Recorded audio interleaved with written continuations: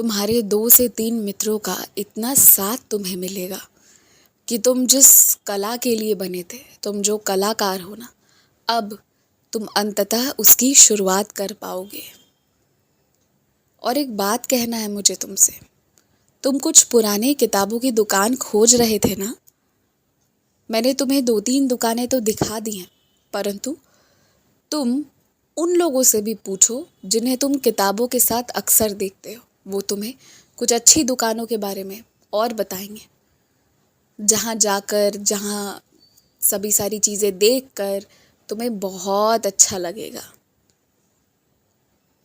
देखो, ये जीवन है, कभी कभी मन के अनुसार नहीं होता है। उस पर इतना हताश नहीं होना चाहिए, मन में दृढ़ विश्वास रखना चाहिए।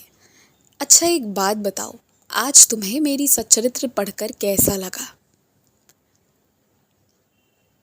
तुम्हें सच्चरित्र पढ़कर एक बार को ये भी महसूस हुआ ना कि आगे के भी अध्याय पढ़ लूँ? तुम्हें तब पढ़ लेना चाहिए था। जब मन में ऐसा महसूस हो ना कि कर लेना चाहिए था, तो छोड़ना नहीं चाहिए, वो कर लेते तुम। खैर, कोई बात नहीं, पुनः प्रयास करना। जब मौका मिले फिर से मेरी सच्चरित्र का पारायण करना, और जैसे ही तुम्हारी छुट्टियां शुरू हों या मौका लगे तो सप्ताह पारायण पुनः शुरू करना।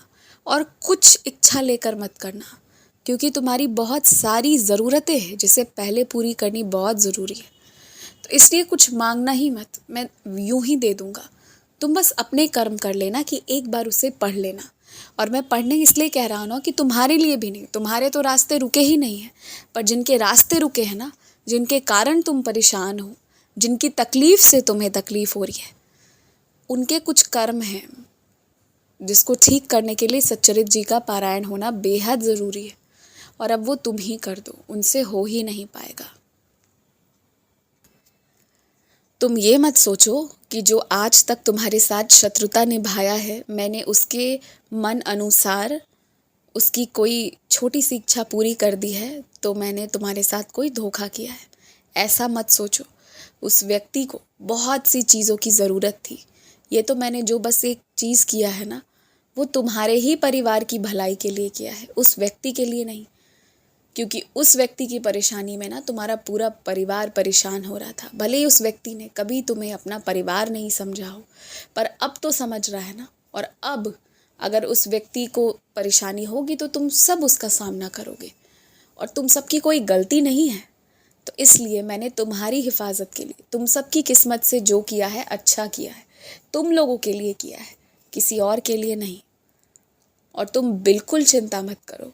एक बात और आज मैं तुमसे कहता हूँ, तुम्हारे पास ना साक्षात गुरु नानक देव जी की भी कृपा है। कई बार तुम्हें एहसास भी मिला है, परंतु तुम उनका कभी ध्यान नहीं किए। तुम मुझे गुरु मानते हो, और मैं और वो अलग नहीं है। एक बार मन से उन्हें प्रणाम ज़रूर करना, वो तुम्हारे लिए रास्ता ज़रूर निकालेंगे।